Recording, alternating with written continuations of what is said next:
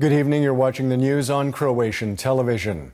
The Conflict of Interest Commission today, with a majority vote, deemed that Finance Minister Zdravko Marić did not violate the principles of public service by participating in 2 meetings about the Agrokor concern.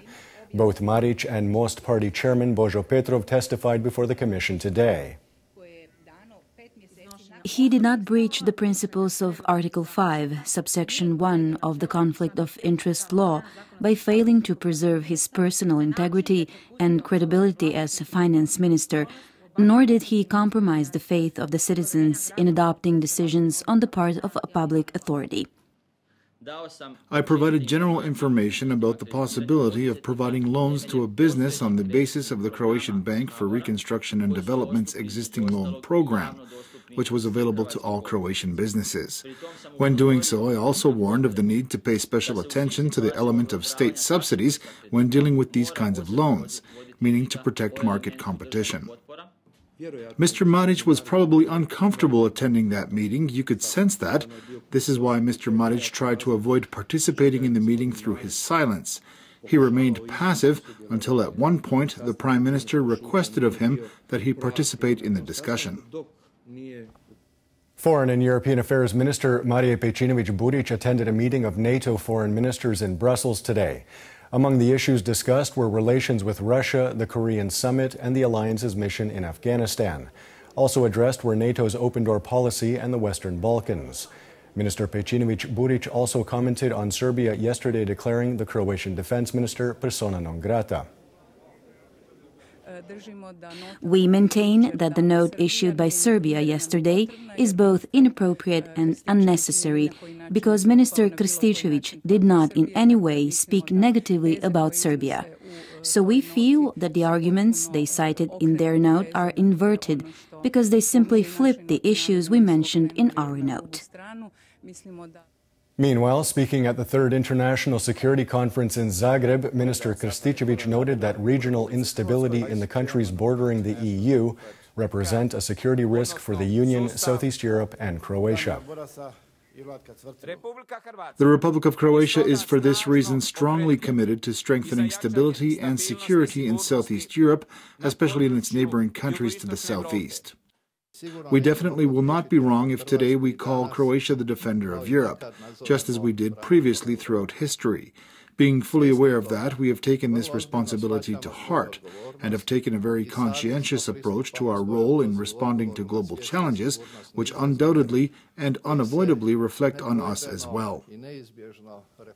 On the second day of her visit to Macedonia, President Kolinda Grabar-Kitarović co-chaired the annual meeting of the Brdo-Brioni process. The president emphasized Croatia's support for further EU enlargement. I applaud the fact that soon a meeting will be held between EU member states and the countries of the so-called Western Balkans. Croatia, which will assume the EU's rotating presidency in early 2020, will continue that path, and one of the pillars of our presidency will be to hold another such summit.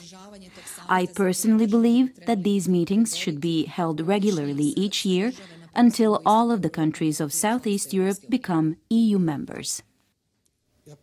Government today presented 3 bills aimed at resolving the issue of more than 325,000 citizens with blocked accounts. If adopted, the legislation will offer debt forgiveness of up to 10,000 kuna per person, tax breaks, and a series of additional measures. All 3 of these bills will be adopted by the end of this spring session of Parliament, meaning the 13th of July. I am confident that on the basis of these laws, our fellow citizens with blocked accounts will be able to begin resolving their problem in an effective way, a way in which the state is undertaking on a one-off measure. This measure is bold, but given the circumstances, we firmly believe it is necessary as a gesture of solidarity and support for our fellow citizens who have found themselves in a vicious circle.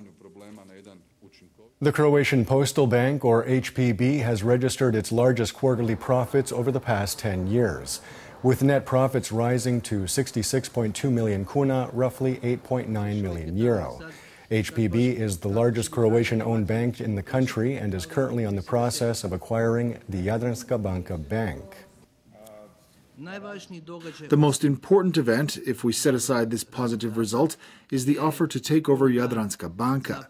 It lasted a bit longer than usual, but we have finally submitted the offer and we are hopeful that this transaction could be completed in the first half of the year. We would like to, as quickly as possible, begin operating in the Central Dalmatian market. The Union of Autonomous Trade Unions of Croatia and the Association of Croatian Trade Unions have called on citizens to join in a protest procession on Labor Day next Tuesday. They noted that they support reforms, but not the ones being implemented by the government. We want to see reforms implemented in Croatia, not the kinds of reforms being proposed by the government. Rationalization and penalization, transforming public health care into private health care, or extending the retirement age to 67. These are not reforms for the people. Reforms for the people are those that will enable higher salaries and better working conditions, and that will enable them to avoid temporary or part-time labor through agencies.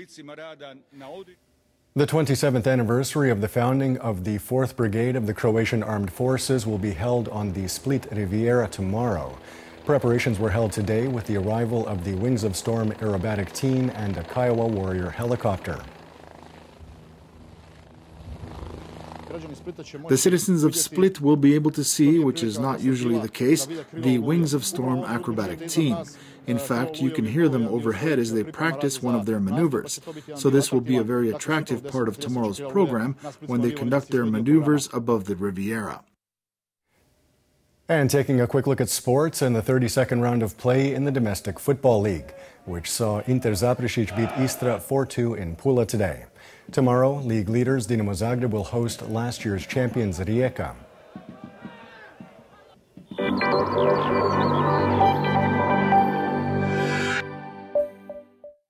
And now the forecast for tomorrow. Predominantly sunny and warmer than today. However, it will be unstable in the interior, which will result in afternoon cloud buildup and the odd shower or thunderstorm, primarily in mountainous regions. Winds will for the most part be mild and from the southeast, moderate in some places. Morning lows of 7 to 12 degrees Celsius inland, 13 to 18 on the coast, will give way to highs of 23 to 28 degrees. The 3-day forecast for the interior calls for unseasonably warm weather. Sunday, Monday, and Tuesday will see predominantly sunny mornings, with cloud cover moving in the afternoon, when there could be some brief showers, especially in mountainous regions. The coast will see more sun, especially in central and southern parts of the Adriatic, while the northern coast will see some passing cloud cover and a chance of some light rain on Monday.